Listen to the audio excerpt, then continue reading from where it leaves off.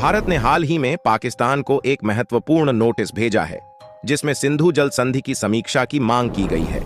यह संधि 1960 में भारत के तत्कालीन प्रधानमंत्री जवाहरलाल नेहरू और पाकिस्तान के राष्ट्रपति अयूब खान के बीच विश्व बैंक की मध्यस्थता में हुई थी।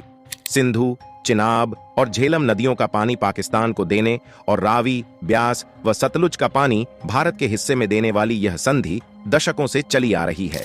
हालांकि भारत ने यह महसूस किया कि बदलते समय और जरूरतों के अनुसार इस संधि की समीक्षा आवश्यक हो गई है। जनसंख्या वृद्धि, जलवायु परिवर्तन और ऊर्जा की बढ़ती मांग ने दोनों देशों के बीच जल संसाधनों के प्रबंधन की जरूरतों को बदला है। इसके अलावा भारत यह भी मानता है कि पाकिस्तान की तरफ से बढ़ रही आतंकी गतिविधियों के मद्देनजर इस संधि का पुनर्मूल्यांकन जरूरी है। यह कदम भारत की उस नीति का हिस्सा है जिसमें सीमा पार से जारी आतंकवाद को ध्यान में रखते हुए सभी द्विपक्षीय समझौतों की समीक्षा हो रही है।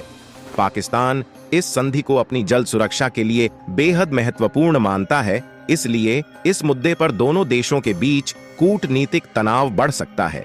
अब तक पाकिस्तान ने इस पर कोई औपचारिक प्रतिक्रिया नहीं दी है, लेकिन आने वाले समय में दोनों देशों के बीच इस विषय पर गहन चर्चा और विवाद हो सकता है।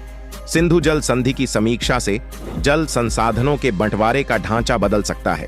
यह न केवल दोनों देशों के संबंधों को प्रभावित करेगा, बल्कि क्षेत्रीय स्थिरता पर भी इसका प्रभाव पड़ेगा। अगर भारत और पाकिस्तान के बीच इस संधि में बदलाव होते हैं, तो इसका सीधा असर नदियों के प्रवाह, कृषि, उद्योग और ऊर्जा उत्पादन पर पड़ेगा। यह कूटनीतिक पहल भारत की जल प्रबंधन और आतंकवाद के खिलाफ सख्त रुख को दर्शाती है। दोनों देशों के बीच इस मुद्दे पर कानूनी और कूटनीतिक लड़ाई आगे देखने को मिल सकती है। इस वीडियो को लाइक करें, चैनल को सब्सक्राइब करें और हमें कमेंट में अपने विचार बताएं।